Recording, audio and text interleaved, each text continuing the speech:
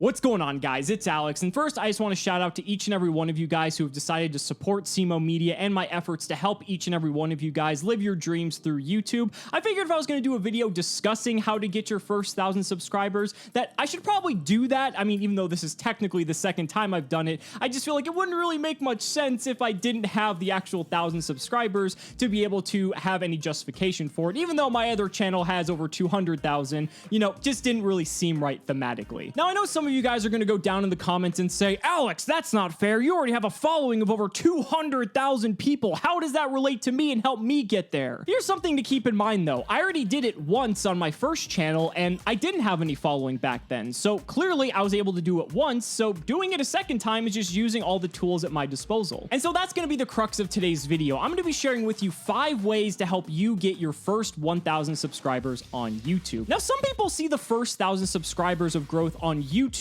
as a pretty significant milestone, because once you get a relatively small following going, it starts to churn that snowball effect and really start to grow it at a much more exponential pace than when you're really starting from nothing. But I'm gonna let you guys in on a little secret, and that secret is that subscribers don't matter as much as you think they do. Now, that may come as a surprise to a lot of you, because obviously subscribers is kind of like the hallmark that every YouTube channel is held to, but in reality, while subscribers are cool, they're actually relatively arbitrary in the grand scheme of things. When it comes to your success on YouTube and getting pushed by the algorithm, what's actually more important than subscribers is 2 things: the amount of views you get and the amount of watch time that you get. The reason why YouTube cares more about views and watch time over the number of subscribers, because you could have a 1 million, 2 million, 3 million subscriber channel, but if no one's watching your videos, then it doesn't really help YouTube, because ultimately YouTube is wanting to make their money through putting ads on your videos. Conversely, when you look at it through the lens of views and watch time, the more views that you get, or the longer that those views are, because YouTube very much values watch time above all else,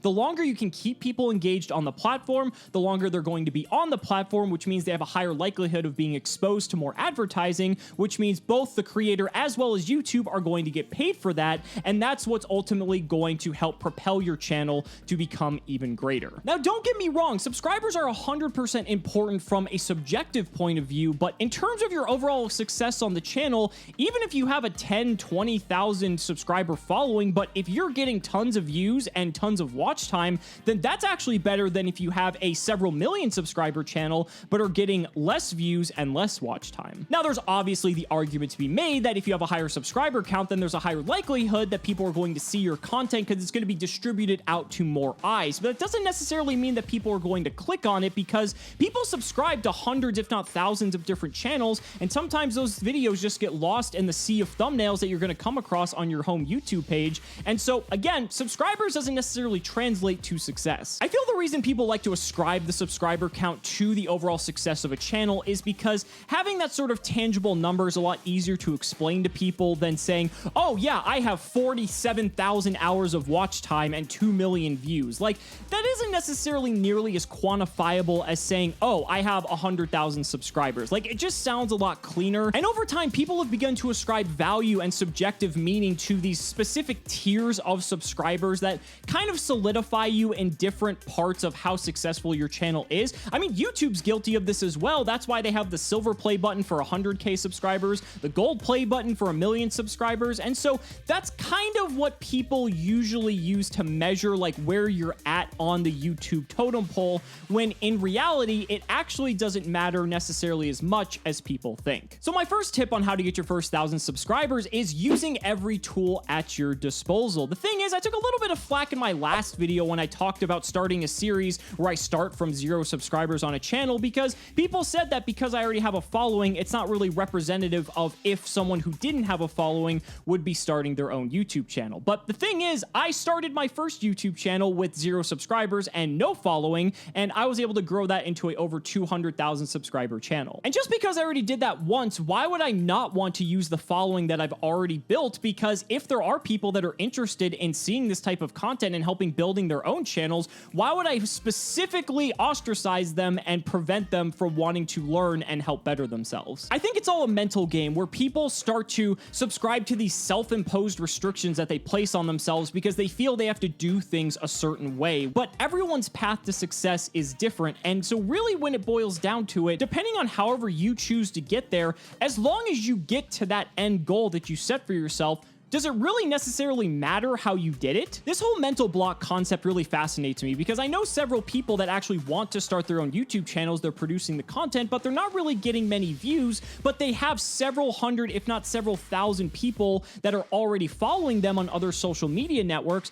but they don't want to post and publicize that they're doing YouTube content to that following for a myriad of different reasons. Maybe they're embarrassed because they don't want their friends and family knowing that they're doing a specific type of content. Maybe they feel that those people might not be interested. I mean, I could go on and on with all the varying reasons. If you're starting off from zero, why would you not want to use every tool at your disposal when you essentially already have the number of subscribers that you're trying to achieve already out in the ether and within your inner circle, and you could be just converting even 10% of those people? And if you do, again, that just starts the snowball effect and it starts getting much easier from there. You would genuinely be surprised when you start to post your content out to others who might already be within your inner friend circle or your inner family circle, and depending on what the content actually is, you don't know who those people also know who might be interested in what it is that you're talking about. So if one of your family members or friends sees that you're posting content and they know someone else who also likes something that you're talking about, they might let them know, and then at that point it's really just playing 6 degrees of separation. Now maybe you're a bit more of an introvert and you don't already have like a social media following of any sort because maybe you just don't like using social media in general, or maybe you just tend to only keep to a very close circle of people. I get that. I'm actually naturally an introvert. Not a lot of people know that because I have a very extroverted personality, but I definitely value my alone time. So my second tip for if you're looking to get your first 1,000 subscribers is to really start conversations with people. Whether you're an introvert or an extrovert, when it comes to something that you're specifically passionate about talking about, then usually your more extroverted side starts to come out because you're really comfortable talking about what it is that you are interested in. And so as a result, if you start conversations with other people who might be interested in the same thing, then it really kind of breaks down that barrier and you start to widen that circle and start to bring more people in who might want to watch your content. And we live in an absolutely incredible time for this because it's never been easier to hop into a conversation and start talking with complete strangers. With websites like Twitter and Instagram and Reddit,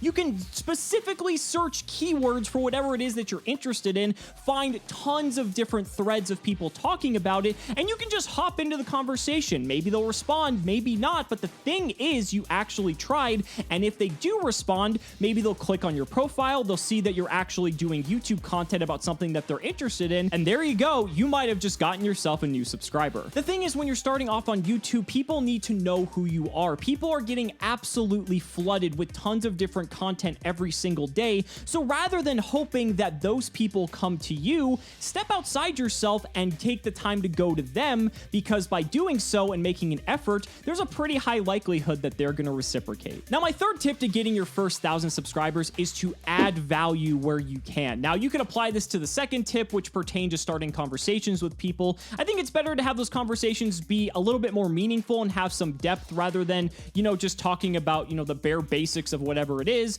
The more you can add in terms of value to that conversation, or the more value you can add in terms of your content, that's going to give people a purpose to want to come to your channel and want to watch what you have to offer. And value comes in many different shapes and sizes. Maybe you want to deliver value in the form of information. Maybe you want to be an expert in a particular field. The thing is, you don't even have to necessarily be an expert, but as long as you have a strong opinion or an opinion that is relatively interesting compared to maybe some of the other opinions that might be around about the same subject, then that's a voice that people are going to want to listen to. The true beauty of YouTube is that one person is going to subscribe to 10 or 20 different people about a particular hobby or interest, and as a result of that, that person can give that attention to all of those different content creators, hear all of their opinions, because maybe they value their personality or their insights, and so that's why they're going to watch all of them, because they really connect with that creator. You can also deliver value in the form of entertainment by making people feel a certain way, by evoking a certain emotion.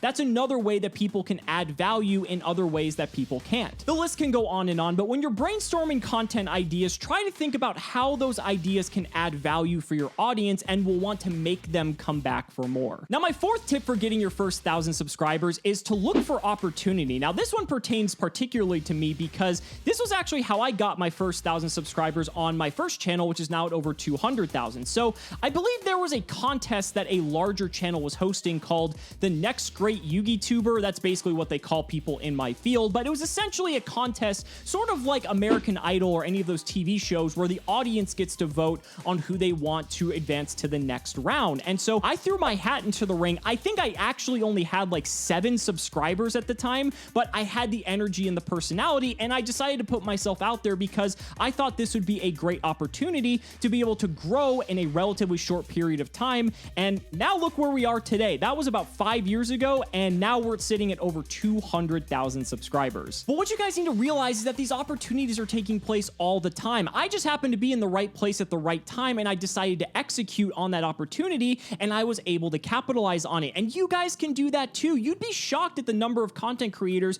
who are reaching out, trying to expand their communities, or maybe give back to some smaller creators to be able to help support them, depending on what it is that you're interested in. And so by looking and seeking out those opportunities and following up with those creators and possibly being able to work with them in some way or another, then it's just a wonderful opportunity for you to be able to kickstart your channel. And I believe as a result of me entering that contest, I got from 0 to 1,000 subscribers in less than a week. And so that brings us to my 5th and final piece of advice for anyone looking to get their first 1,000 subscribers on YouTube, and that is don't be afraid to ask. I think this is a big obstacle for a lot of people to overcome because they might be afraid that they're imposing on the other person, or they might feel that they're being annoying, or whatever it is that, again, kind of all resonates up here and becomes a mind game. You never know. You might reach out to 100 different creators. 99 of them may say no, but one of them might say yes. And if they do, that could be your golden opportunity to set yourself up for success. Now, the trick here is how you ask those content creators to be able to work with them or collaborate in some way. Because think about back to step number 3, where I said to add value. A lot of the time, people reach out to larger content creators, and I know I see this a lot in my inboxes personally,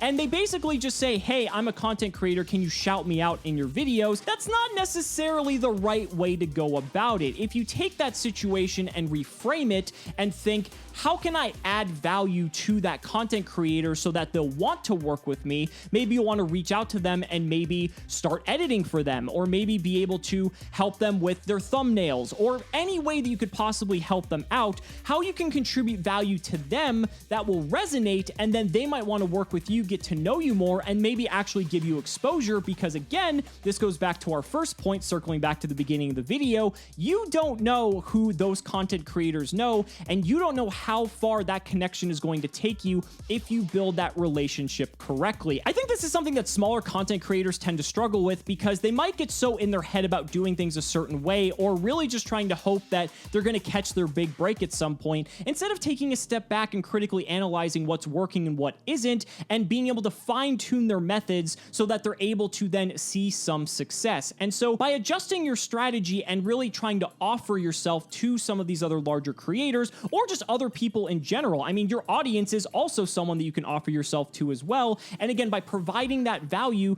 you are then going to be able to proliferate yourself all across the different networks that you're going to form, and you don't know where those connections can lead. And then again, that snowball starts to get bigger and bigger, and then it becomes much easier from there. At the end of the day, it is 100% possible for you guys to hit your first 1,000 subscribers. It all just depends on how strategic you are and the tactics you employ to be able to get there, because people are doing it every single day. I had to do it when I first started out on my main channel. I just did it again here on my second channel, and that's all thanks to you guys, and I'm eternally grateful for that. And I can't wait to see where else we go, because guys, this is just the beginning. I'm going to be pumping out so much content for you guys to help you grow your following and your channel that you're going to start to see so much success as well. And that's the value that I'm going to provide to you. So guys, that's going to wrap it up. Let me know down in the comments what you guys think and what you are doing today to help set yourself up for success and get those first 1,000 subscribers. I'd really love to hear your thoughts, and I can't wait to read your guys' success stories down in the comments. It's going to be truly exciting. So guys, thank you so much for watching the video, and we will see you next time.